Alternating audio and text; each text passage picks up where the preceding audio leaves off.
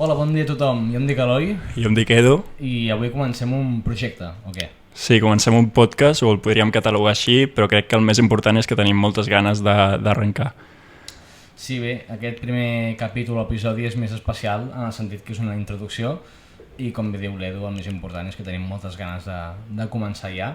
Però abans, primer de tot, comencem per presentar-nos, després explicarem la dinàmica general. Aquest any hem cursat primer de periodisme a la Pompeu Fabra i ens ha agradat molt. Sí, de fet crec que és el motiu pel qual comencem aquest podcast, perquè des de petits ens ha agradat molt comunicar i veus que la gent comença les seves pròpies iniciatives i tens ganes de crear el teu propi projecte.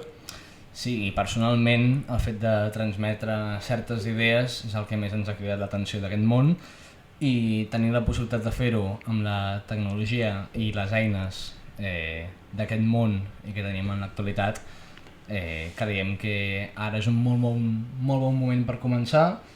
I aquí és on vull mencionar el Gerard Romero, que li vam fer una entrevista fa no gaire temps, que va dir això, no? Que saber utilitzar les eines per ser periodista en el dia d'avui és un molt bon avantatge, i el que volem fer nosaltres és saber-les aprofitar. Sí, en aquesta línia la nostra idea és treure profit de les xarxes socials. Penjarem vídeos curts perquè creiem que el més important és generar visualització i exposició, i en aquest sentit penjarem aquest podcast tant a Spotify com a YouTube. A YouTube hi haurà imatge i a Spotify serà l'àudio. De fet, crec que hauríem d'explicar una mica d'on venim, un món com és el del periodisme, perquè existeix des de fa molt de temps, però ara mateix està, no sabria dir-te si en una crisi, però sí que passant per uns moments bastant crítics, perquè què representa en l'actualitat? Bé, jo crec que molta gent a dia d'avui intenta evitar les notícies. Ja pot ser per diverses raons. Una, perquè no li interessa el que passa a la realitat. Una altra és perquè li pot generar ansietat, depenent de quines notícies, perquè a vegades és veritat que poses el telenotícies a casa i veus que tot és dolent i penses, jo això no ho vull mirar perquè em fa estar trist, o això em genera ansietat, i la gent està desconfiant en el periodisme d'avui en dia. Així doncs, la dinàmica, com ho farem?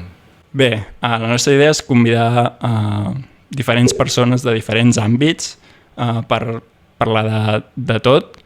Llavors ho intentarem fer setmanalment. Si ho podem compaginar amb els nostres estudis molt millor, i si no ja buscarem alguna solució. I abans de cada capítol intentarem fer un resum de les notícies principals de la setmana, perquè, com ja dèiem, per a aquells que no estan tan informats, creiem que és una bona manera d'estar al dia. I després ja passarem a la xerrada amb el convidat, on hi haurà diferents seccions. Sí, en aquestes petites entrevistes volem que siguin dinàmiques, fresques, que no es facin pesades, i parlar de temes quotidians, però alhora també controversials, en els quals puguem fer debats amb el convidat, fer reflexions i parlar sobre l'actualitat, que al final és el que més ens mou i el que més ens crida l'atenció. Per tant, us animem a que ens seguiu en aquest viatge, que ens acompanyeu, així fareu el camí més pla, i crec que és un bon resum per saber què serà T'ho diem tot. Ens veiem amb el primer convidat. La setmana que ve més i millor.